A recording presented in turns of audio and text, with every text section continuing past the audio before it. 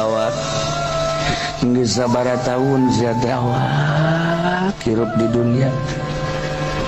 Geus saya kan 60 tahun, saya tik deui ka target Kangjeng Nabi. Mun kurang mun leuwih terserah.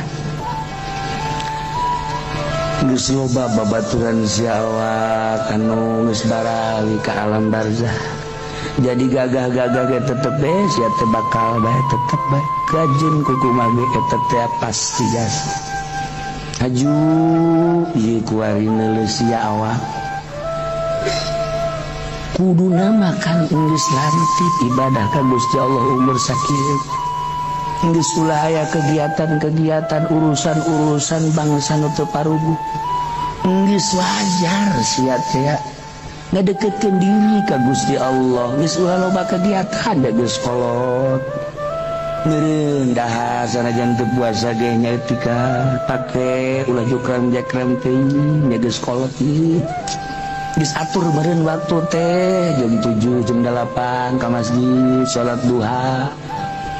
Terus kabelah dieuna meureun mantep salat duha teh meureun sajuz bae mah maca Quran atau maca sholawat pantes awak sia kos kitu teh.